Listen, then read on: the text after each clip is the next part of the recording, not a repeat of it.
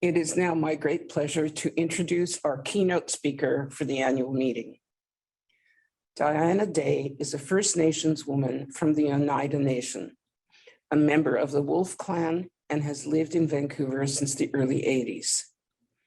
She is passionate about social justice issues that impact the health and welfare of the most vulnerable. She has an honors degree in psychology and is the lead matriarch for the Pacific Association of First Nations Women. Diana has provided personal and professional development training for Indigenous people in Canada and the US. She volunteers as a board member of the Metro Vancouver Aboriginal Executive Council. But if you ask her, she will say that her most important role is mothering her two young adult children, Alexander and Angeline, both in post-secondary studies. We have invited Diana to speak to us today about what truth, reconciliation, and decolonization might look like in the community of housing co-ops.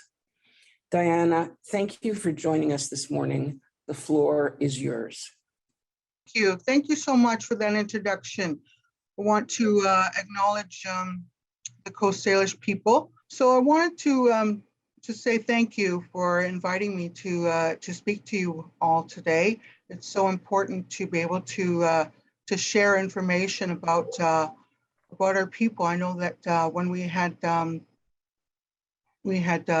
first come up with the some of the work that we're doing is really important with the Kaslo can. So I wanted to do the territory acknowledgement. So for myself, I'm very honored to be on the Squamish, Musqueam, and Tsleil-Waututh people's unceded territory. And it's so important to remember and to acknowledge that this territory is unceded. And it's important that we acknowledge all First Nations people whose land that we occupy.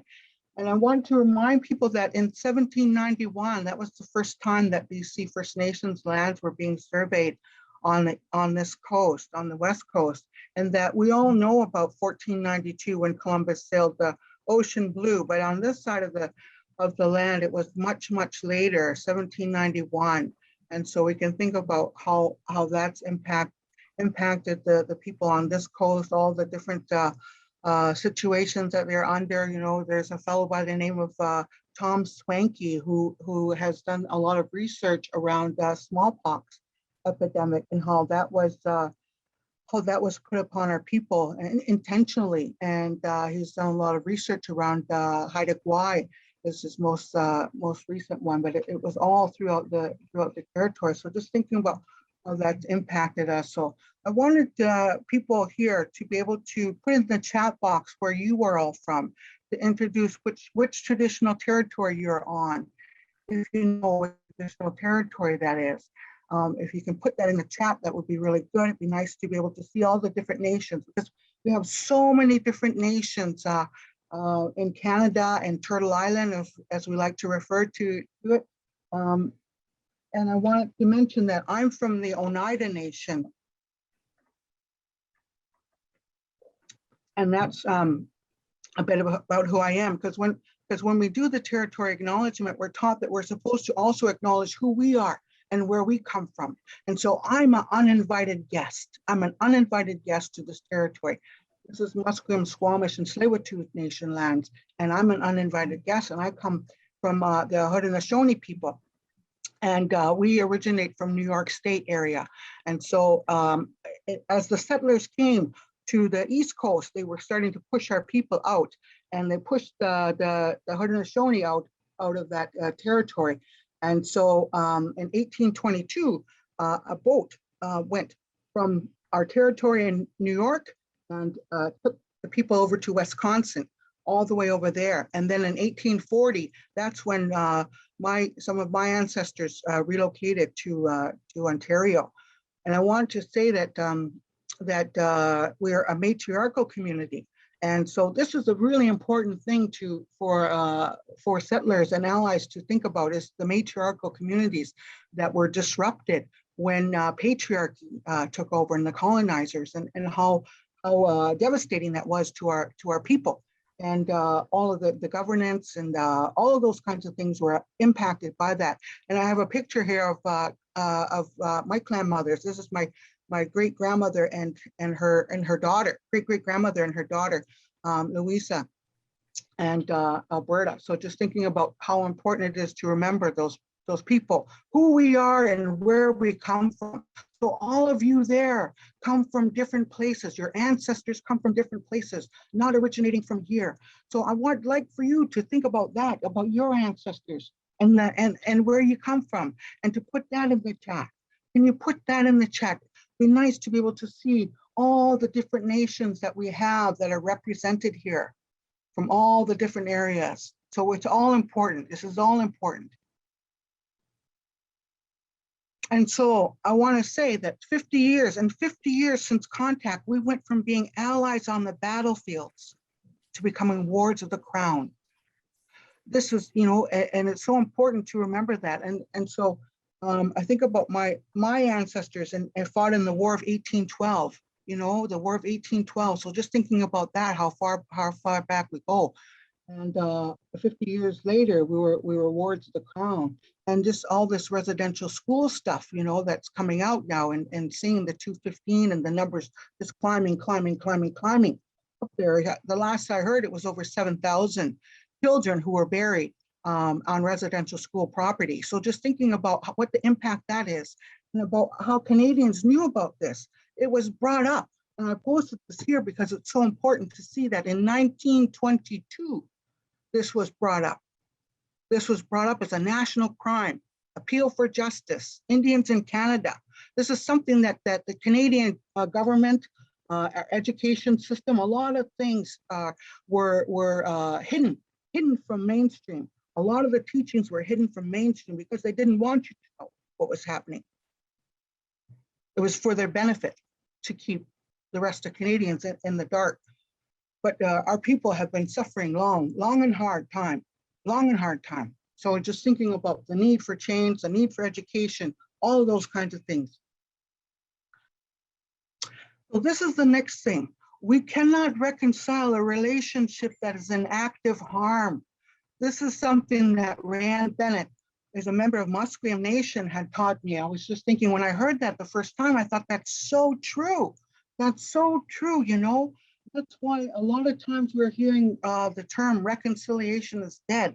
We hear that a lot. And that's because we have a lot of active harm that's happening to our people currently today. And so we have to be able to bring the truth out. A lot of times, people want to jump to reconciliation, jump to decolonization, but we can't jump there. We can't jump there because we haven't talked about the truth. The truth has to come out first. And that's something that a lot of people don't want to acknowledge or to recognize or sweep under the carpet or those kinds of things. But it's crucial. It's crucial that we learn about the truth. The truth was hidden to mainstream Canadians through the school system. And I myself, I was very passionate about this because I have 2 children trying to get through the school system. And I saw the racism, discrimination that they face and tried to help them through that. I myself was a lone First Nations graduate in the school that I went to, the high school that I went to. I ran for school board 3 times. The first year in Vancouver, I got over 39,000 votes. The second time I was 900 votes short a seat, and the last time I was just under 700 votes short a seat, and I will not run again because the system is set up not to support us fully and completely. It was very disheartening what happened to me in my own campaign. We face racism and discrimination everywhere, and it happened to me on my own party.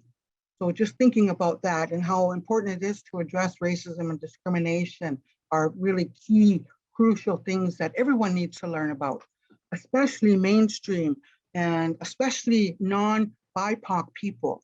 Non-BIPOC people need to learn about white privilege and white fragility and all those things. And I myself am learning about it now as well.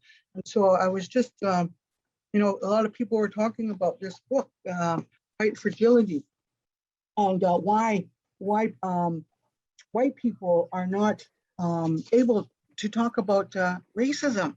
You know, what's that all about? You know, and so it's really incredible just to get an idea about how mainstream thinks and the white people think, and how you've been raised to know all the people around you, the people you see on TV, the people you read in newspapers, all the teachers, all the professionals, the doctors, and all of those are people like yourself. And when our people come, or other people of color come, it's not a sense of belonging. And so we see that happening.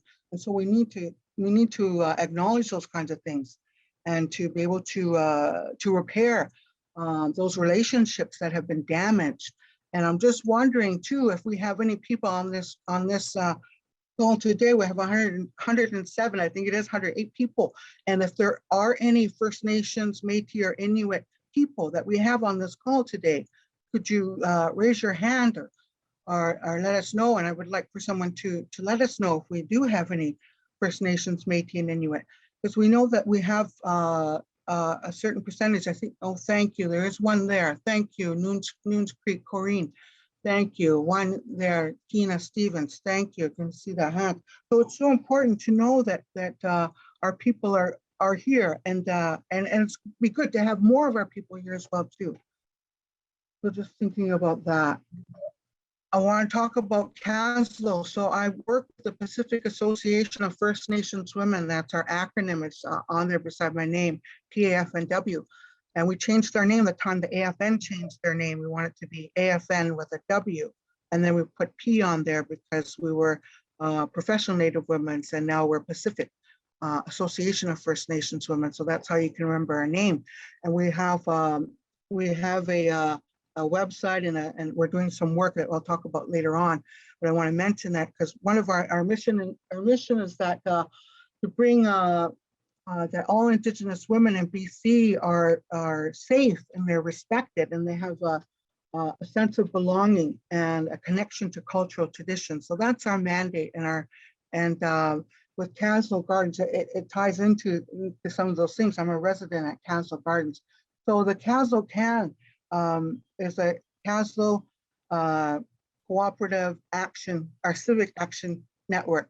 And it was developed to help co-ops do a number of different things. And so the first one on there is about achieving social and environmental justice within our co-op and beyond our housing co-op. But our Kaslo Can was developed specifically for our co-op and our co-op members. And then we also want to help our co-ops to achieve the 7th International Co-op Principle of concern for community. So that was one of the things I was really glad to see that mentioned in the presentation before,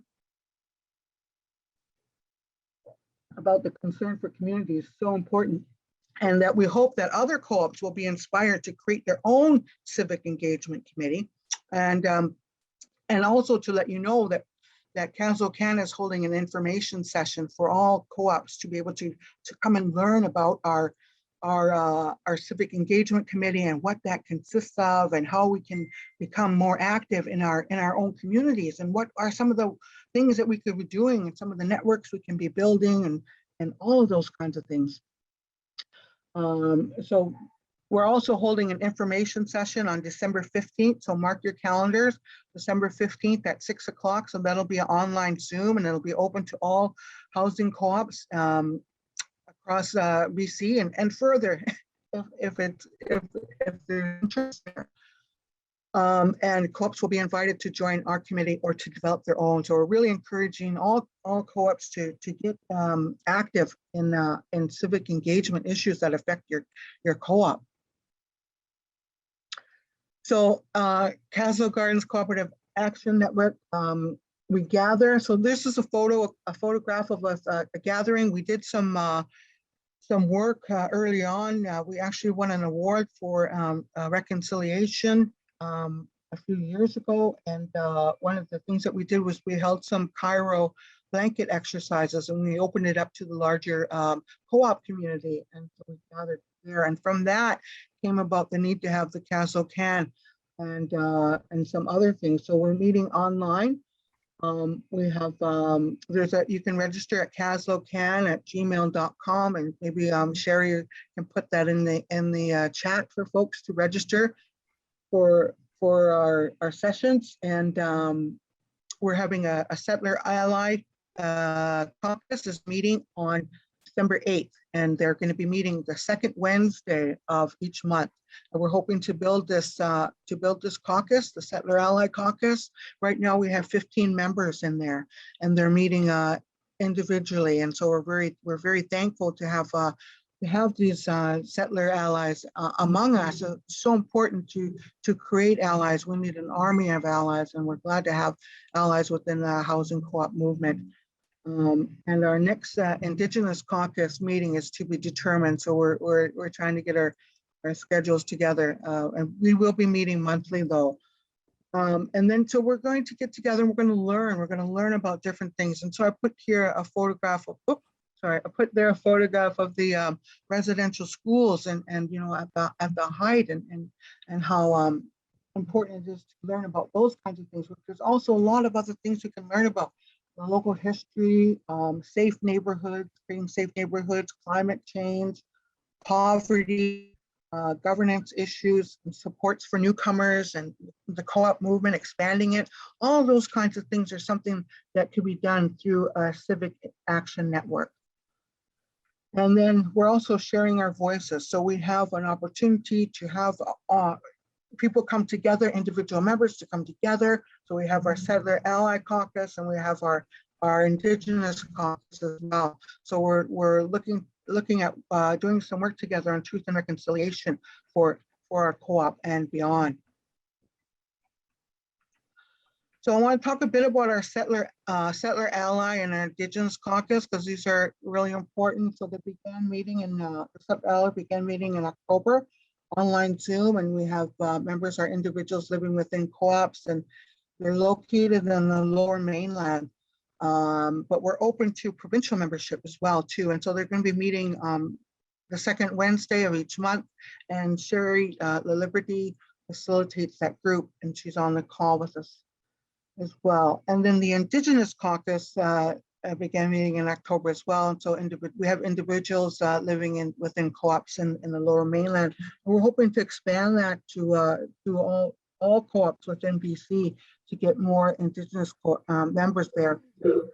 We had our first meeting, and we put forward a recommendation to the CHFBC, and I facilitate this group.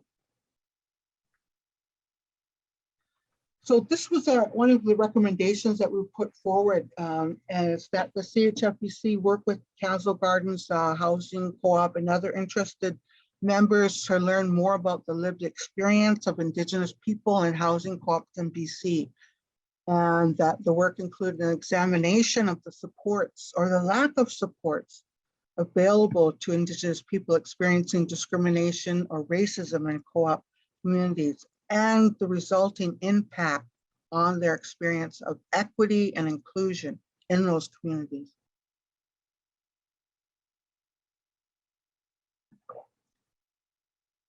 So this is really important because we see that we need to have more support for Indigenous members of co-ops. That sometimes we face some situations that are not very pleasant, let's say.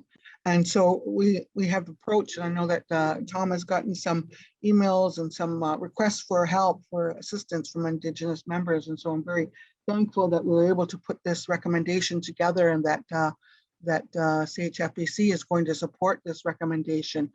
So we'd like to examine those supports or the lack of supports available, and we'd like to do an assessment of the tools and the strategies and the resources that are needed to better support Indigenous co-op members as full and equal participants in their co-op communities. We don't have that right now, and it's very unfortunate. And so we presented these recommendations to CHFBC, and we're pleased that this recommendation will be addressed in this coming year. So thankful for that, because it's very needed. Social justice issues. So there's lots of different social justice issues and governance and communication workshops. So doing some training around governance and communications, around nonviolent communications and trauma-informed community building. It's so important to be doing this kind of work now. And talking about having an anti-racism committee for our co-op, it's so important. You know, it's not only Indigenous people that face racism, but all people face racism too, or sexism and all those kinds of isms that we have out there. And we just think about, in our co-op, we had a member move in who's from a Jewish member who moved in, and not long after that Jewish family moved in, there was somebody was putting swastikas up around the co-op, painting that. So, you know, that just shows that we have a lot of work to do. And then we think about the anti-Asian racism that's been occurring as well too, and I've witnessed it too from my own co-op, of some of our own co-op members being discriminatory or racist to our neighbors who are Chinese. So just thinking about how it's important, we all need to learn about this. Not only the people who it's affecting, the Indigenous and the Black and the people of color, but also the white people need to learn about this. It's so important to be able to lift each other up, to be able to support each other.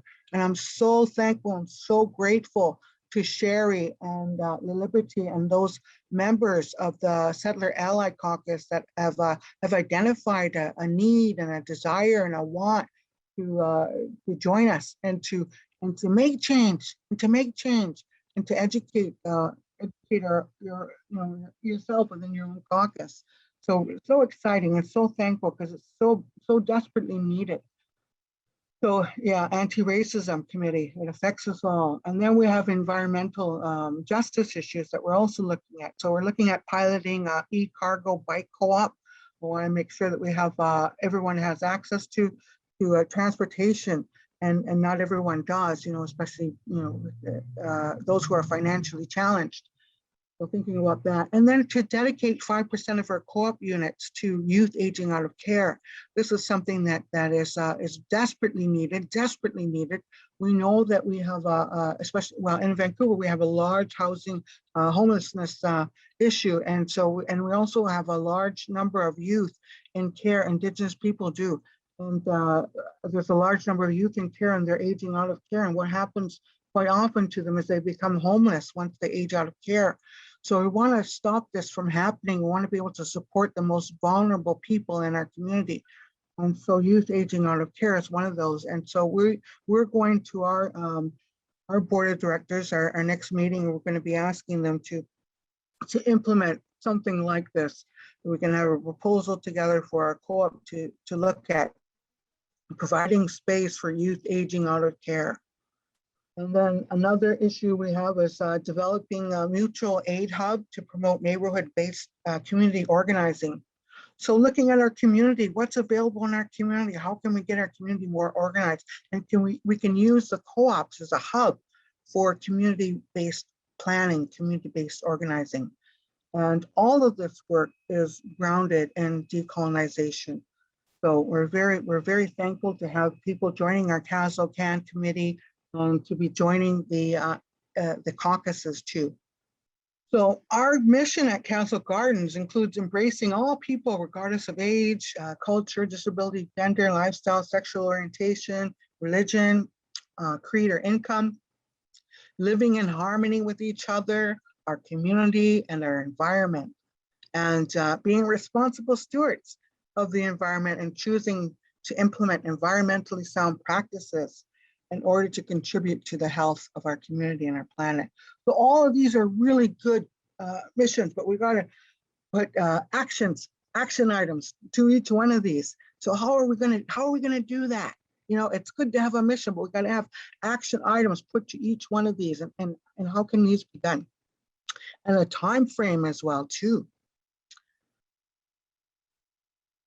So our mandate at the Kaslo Can Committee is to coordinate educational events regarding the cooperative economic movement and social and environmental justice issues, and to coordinate educational activities or events to support capacity among Kaslo members in inclusive community decision-making processes and community organizing to address social and environmental justice issues within our co-op, but beyond our co-op as well too.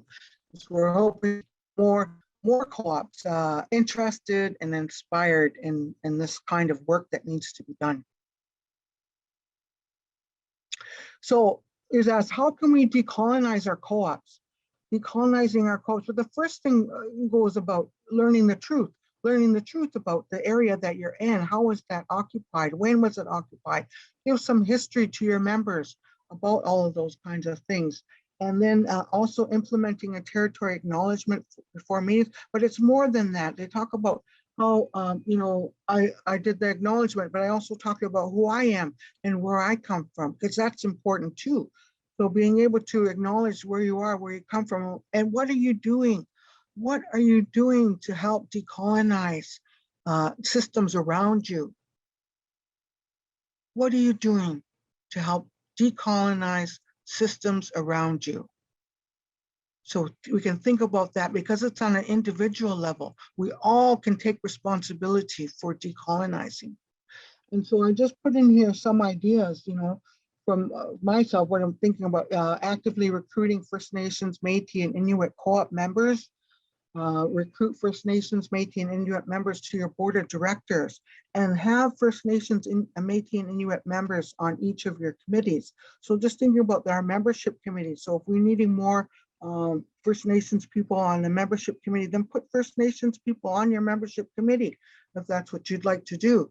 Then we'll be able to, because they're connected to the community. They know where the people are. They know how to reach out to those individuals to get them applications and to get the applications coming in. They know all that stuff.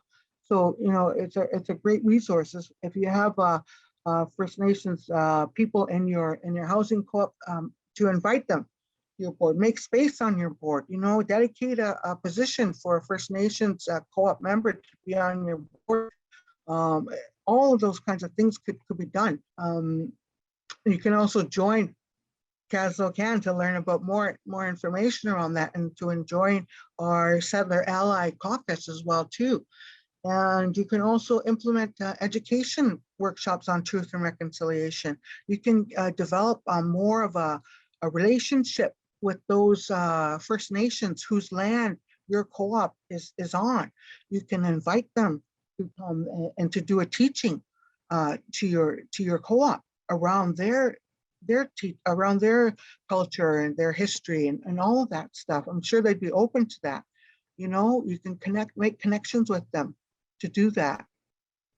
And allocating a percentage of units to First Nations, Métis, and Inuit people. That would be good to be able to do that. And equitable too. So if there's 40%, if you look at your homelessness, we look at our population now, we say that Indigenous people are 5% of the population. But let's say if Indigenous people are 40% of the homelessness population, then make your co-op 40% Indigenous. Think about that.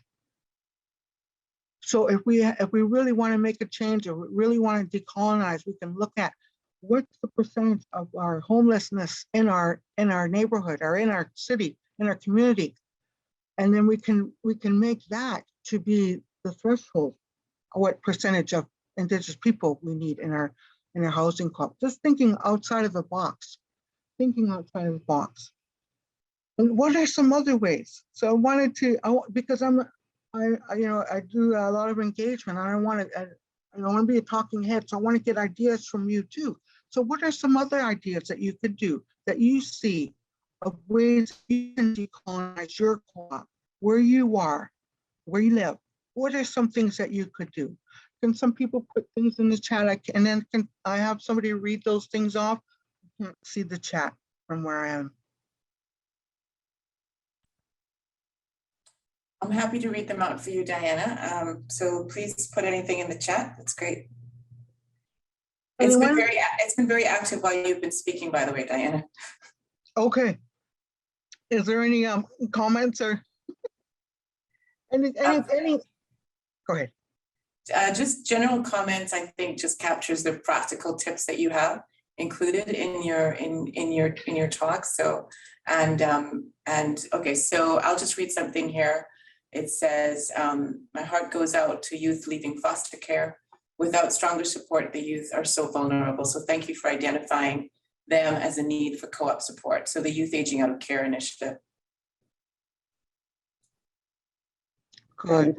Perhaps one or two more, and then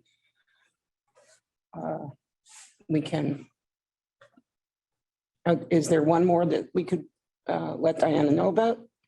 Anyone else have any ideas around how you can decolonize your co-op? What are some ways you can decolonize your co-op?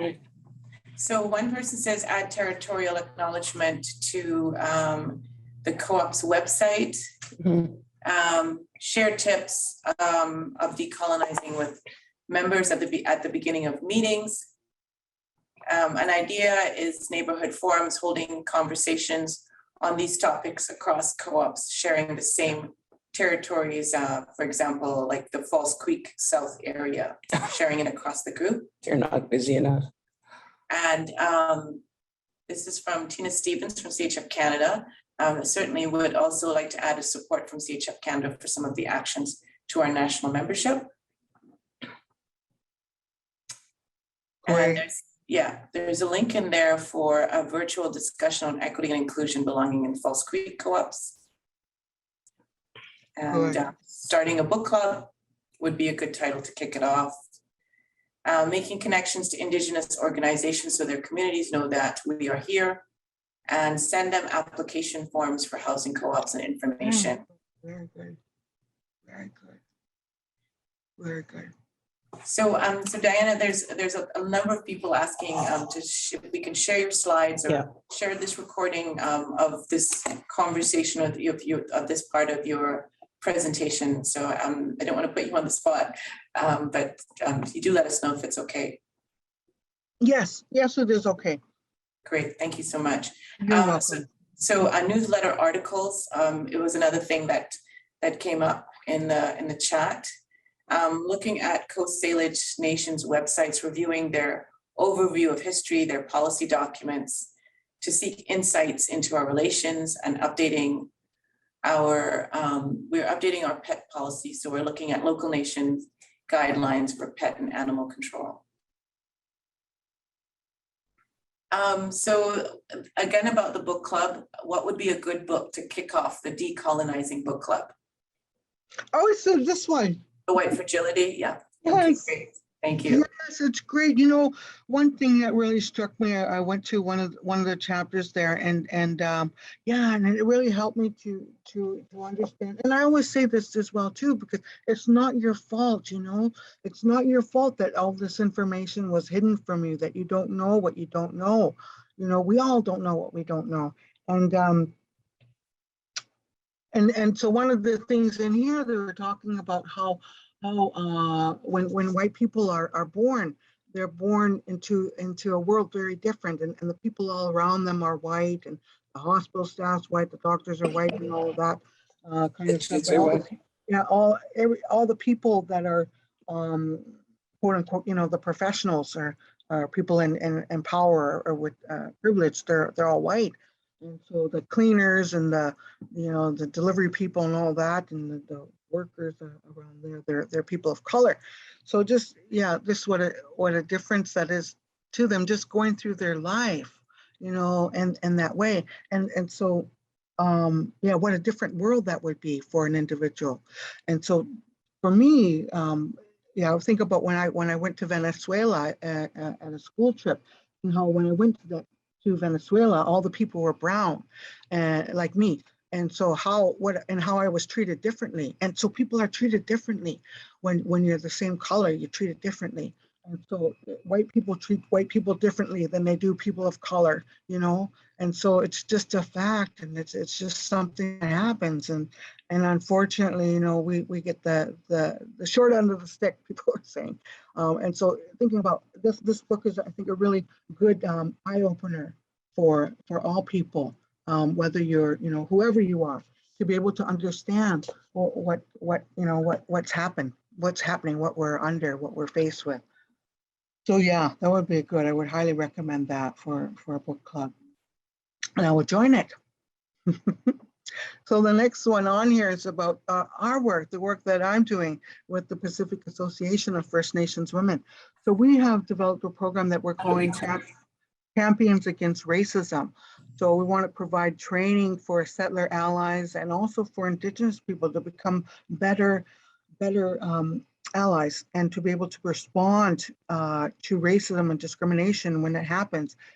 Because we need an army of allies out there who's able to respond to this, because it's happening in so many different places. You know, we face it almost everywhere we go. Some people more than others, and it all depends on your experiences as well too, your lived experiences and all those kinds of things.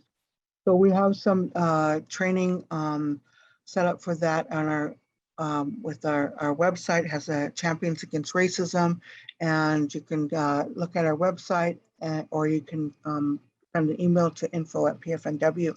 And we also are collecting information about discrimination from First Nations women, because we're a First Nations women organization, First Nations, Inuit, and Métis women. So we're looking for everyday discrimination and when it happens and where it happens. So we have a survey, we're collecting all that information, and we're on Facebook and on Twitter. So I'm really hoping that folks can have a look at this and some of the work that we're doing, and be able to work with us to ensure that people are supporting Indigenous people, and that we're learning about Indigenous people, that we're learning the history, we're learning the truth, we're learning the things that can be done to lift the people, to lift the most vulnerable people up. It's so important. So those are some of the things that we're doing, a survey for First Nations people, and this is going to be across Canada too. We're looking at doing it just provincially, but we've expanded across Canada because we want to get all the stories out.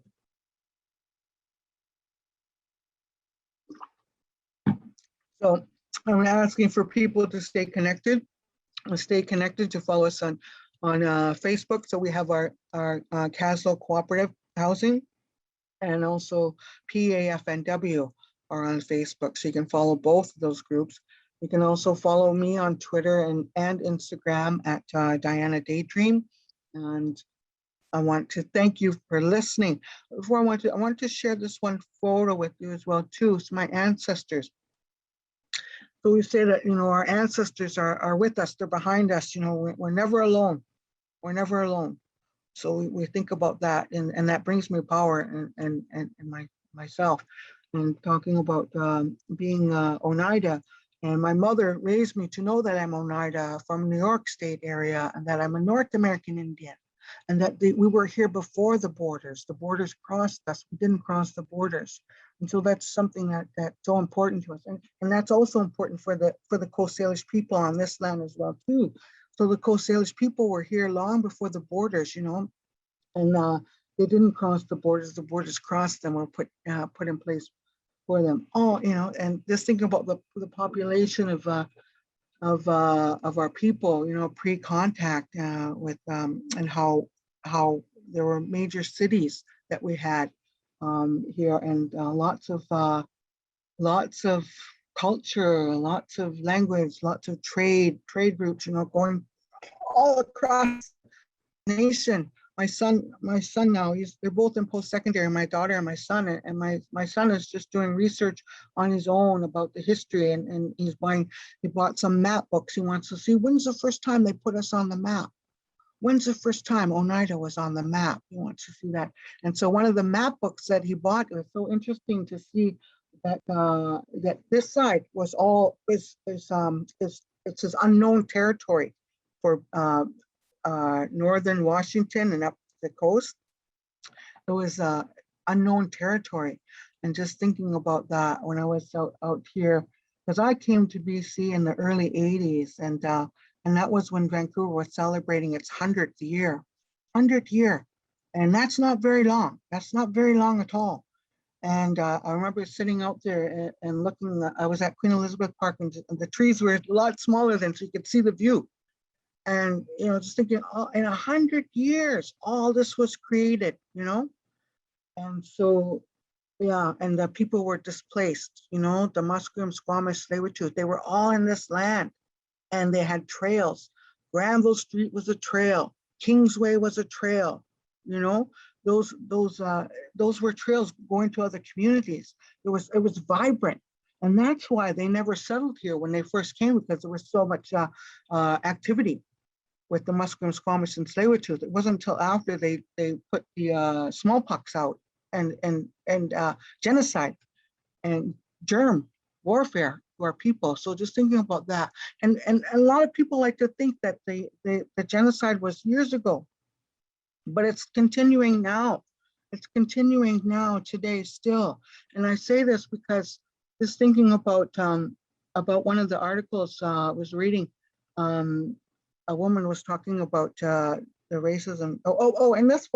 In this book here, yeah, she's talking about how when they're born white and they're born in a hospital white, and now everybody around them is white, and they survive, but not everybody does. And she's talking about you can just look at the birth rate, the mortality rate, the infant mortality rate, and thinking about my people and the infant mortality rate of my people and how that's high. And I can just think about, there was a woman not too long ago in BC here who was denied access to a hospital, pregnant woman denied access to a hospital during her labor.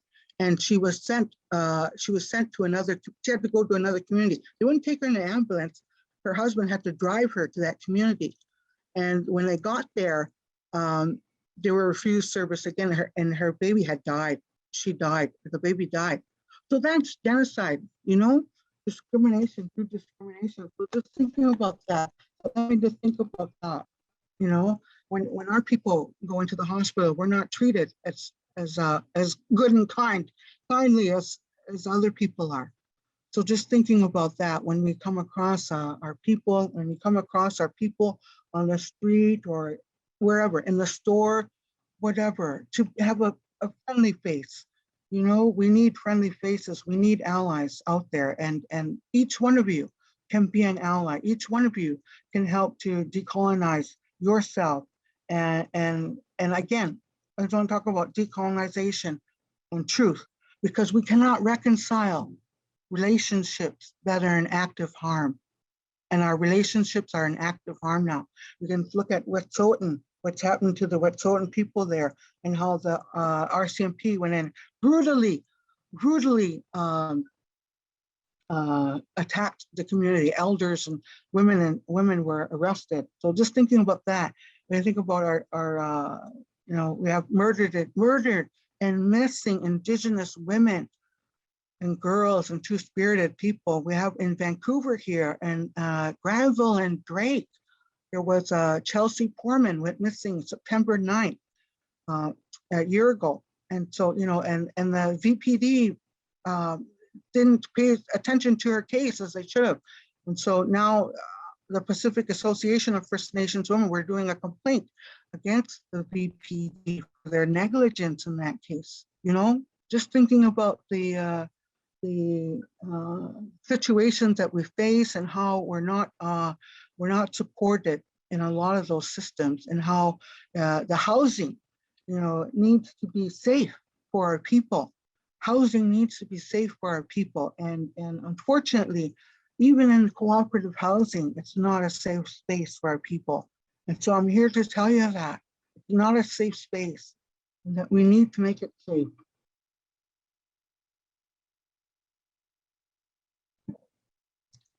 We need to make it safe for all Indigenous people, for all people, but especially Indigenous people, because they are the first people of this land.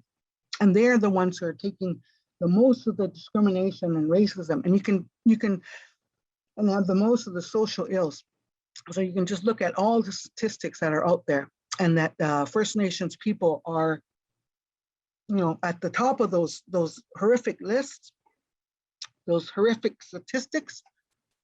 And we need to do more. We need to do better. We need to do more better to support our people wherever we are. And so I'm very thankful to CHFBC for inviting me here today to speak to you all about this very important topic. And And I hope that you all become active in your own co-op, but also become active in our Kaslo Can as well, to learn more about what we can do to lift each other up, to lift up the most vulnerable in our community. So just thinking about that, and I just want to say thank you for listening. Thank you for hearing me, for really hearing me. I see some of you are up and walking and doing different things, maybe not listening, but I really want to say thank you for those of you who have taken your time to sit and listen and to really hear what I've said.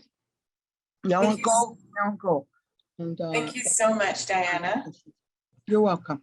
That's awesome. Thank you very much. Diana, on behalf of all of us, I'd like to thank you for talking to us this morning. We know it's pretty clear that we can't be complacent, and the energy that we put into our own cooperatives has to be expanded. We have to learn to listen and hear the truth, and then we can work towards reconciliation. It's never ending, and it will only bring, well, don't know if it'll bring peace, but it'll bring all of us to a stronger and safer position. So thank you again, and I'm so glad you've made your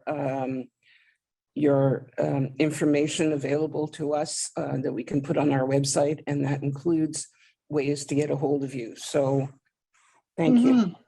You're so very welcome. I hope to see many of you at our information session on the 15th of December. Nyanko.